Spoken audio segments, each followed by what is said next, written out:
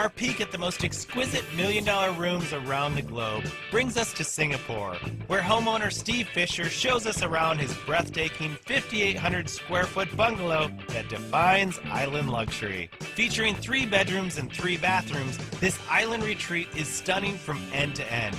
But the highlight of this home is an underwater entertainment space that gives added meaning to the phrase, life in a fishbowl.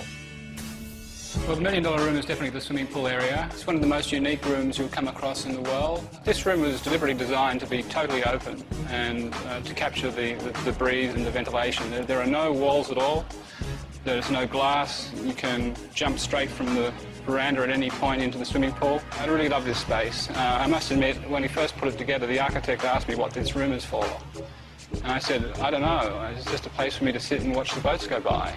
And Steve can follow the boats as they go by because this enormous saltwater pool weaves its way all the way through the inside and outside of the house.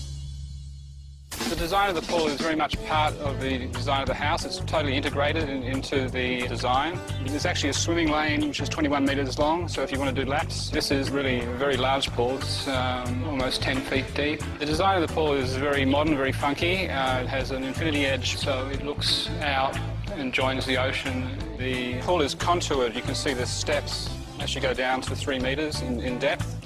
And that's designed to give some visual perspective. This room is by far the most expensive room in the house. It's worth in excess of $2 million. But there's one feature which makes for the wow factor, and I'm standing right above it. Wow is right. The basement in the house isn't underground, it's underwater. And it's no surprise that it's got its own hefty price tag. Arguably the most unique room in the world of its kind. It's something which blows everybody who comes into it away.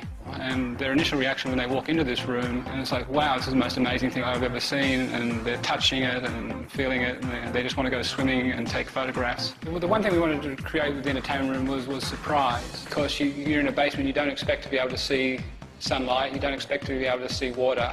You don't expect to be able to see people swimming in the swimming pool. This room can be a little intimidating to some people, particularly if they're claustrophobic, and so just for fun, I sometimes say, don't touch the glass, it might break, and they jump back and it's immediately they think they're going to drown.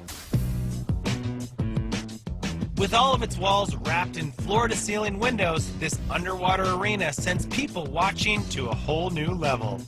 The window is one of the largest private installations in the world of acrylic. It's 4.5 inches thick.